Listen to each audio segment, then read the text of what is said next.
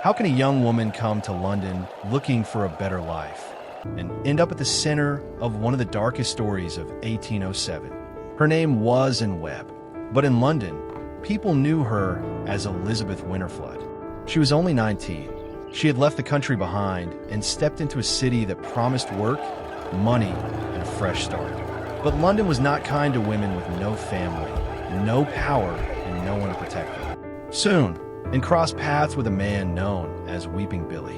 His real name was Thomas Greenaway, and after one cold night, Ann was found dead, and the whole city wanted answers. Stay till the end, because the most shocking part is not only what happened to Ann, it is what happened in court after it. In 1807, London was not the bright city many people imagined. It was crowded, it was loud, it was dirty. For rich people, it was a place of business, fashion, and power. But for poor people, it could feel like a trap. Young women came from small towns and villages with simple hopes. Some wanted work, some wanted food, some wanted a safe room to sleep in. But once they reached London, many found something very different. The city was full of people who knew how to take advantage of the weak. A young woman without money had very few choices. If she had no family nearby, she had almost no safety. One bad friendship could ruin her life. One cruel man could control her future. This was the world Ann Webb entered. She was young, alone, and trying to survive. And in a city like London that made her easy to notice, easy to judge, and easy to harm. Ann Webb was not just a name in an old report. She was a real young woman. She was only 19 years old, and she came from the country to London.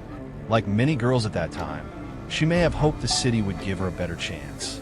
But London often changed people's lives in painful ways, and began using another name, Elizabeth Winterflood. That was the name many people in the city knew her by. To the newspapers, she was not treated with much care. They used harsh words about her life and judged her before telling her story. But we should look at her differently. Ann was young. She was away from home. She had little protection. And in that world, a woman in her position could be blamed for her own suffering. Before the case became public, before people whispered about her, Ann was simply a young woman trying to survive in a dangerous city. The man linked to Ann was Thomas Greenaway, but many people knew him by another name. They called him Weeping Billy. That name sounds strange, almost harmless, but the reports from the time describe a very different man. He was said to be rough, he was said to be cruel, and he was known among women who had little power in the city. Greenaway worked as a carpenter. On the outside, he may have looked like an ordinary working man, but Ann's story shows a darker side. He was believed to have control over her life. He was close to her, too close, then and try to pull away from him. That was dangerous.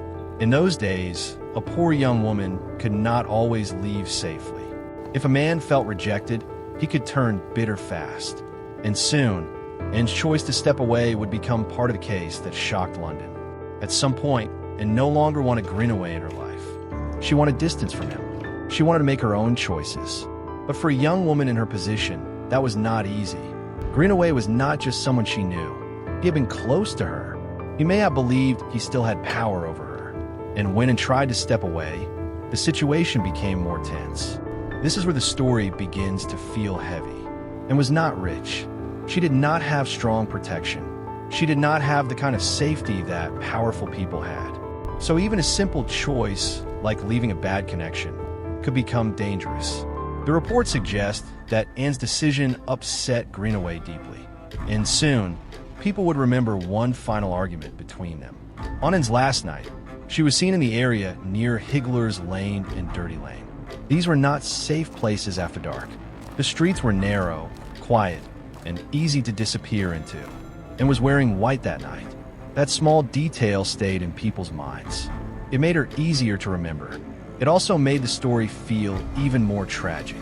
Not long before midnight, Ann was seen with Greenaway. They were not calm. They were arguing. People later said the two seemed angry with each other. For anyone who knew their history, this was troubling, and had already tried to move away from him. Now, here they were again, late at night, in a dark part of London. A few hours later, Ann would be found on the ground, and the question would become simple. What happened after that argument? Around 2 in the morning, Ann was found lying in the street. At first, people may have thought she had fallen, but very quickly, it became clear that something far worse had happened, and was not asleep. She was gone. The way she was found shocked everyone. The report said there were signs that she had been treated with deep cruelty. Even the doctor did not understand the full horror at first. That tells us how strange and disturbing the case was. This was not a normal street death. It felt personal. It felt angry. It felt like someone wanted to silence and shame her at the same time. By morning, word began to spread. A young woman had been found dead, and the people who knew her started asking the same question. Was Weeping Billy involved? By the next day, the story was moving through London. People were shocked, not only because Ann was dead, but because of the cruel way she had been treated. Even in a city used to rough streets and hard lives, this case felt different. To many people, Ann's death looked full of anger. It did not feel random. It felt like someone had wanted to punish her. But the public also judged Ann. The newspapers used cold and harsh words for her. They focused on her lifestyle more than her youth, her fear, or her lack of protection. That is what makes this case so painful, and became a headline before she was remembered as a person. And while people talked, one name kept rising again and again. Weeping Billy. The people who knew and did not look far for answers. Their attention turned to Thomas Greenaway. He had been close to her. He had argued with her on the last night she was seen alive, and had already tried to break away from him. To many people, that was enough to make him look guilty. Women who knew and spoke strongly against him. They believed he was a dangerous man. They believed he had treated Ann badly before. They also believed he had a reason to be angry with her. But the court needed more than fear. It needed clear proof. That was the hard part. The story around Greenaway sounded dark. The timing looked suspicious. His connection to Ann was clear, but suspicion alone could not decide the case. When Greenaway stood in court, the room was full of tension. Many people already had an opinion about him. They had heard the stories. They knew his nickname. They knew he had been seen with Ann on her last night. But the court could not work on anger alone. Witnesses came forward and shared what they knew. Some spoke about Ann. Some spoke about Greenaway. Some talked about the argument. Others talked about his past behavior and the way people feared him. Still, the judge warned the jury to be careful. He told them not to decide the case only because Greenaway seemed like a bad man. They had to look at the proof. That changed everything. The public wanted a clear answer. But inside the court, the case was not as simple as it looked. Then came the moment everyone was waiting for. After hearing the witnesses, the jury had to decide if Greenaway could be legally blamed for Ann's death. Many people in the public may have felt sure about him. They had heard about the argument. They had heard about his link to Ann. They had heard the dark things said about his character. But the law needed stronger proof. In the end, Greenaway was found not guilty. For many people, this was hard to accept. Ann was dead. Her final night was full of questions.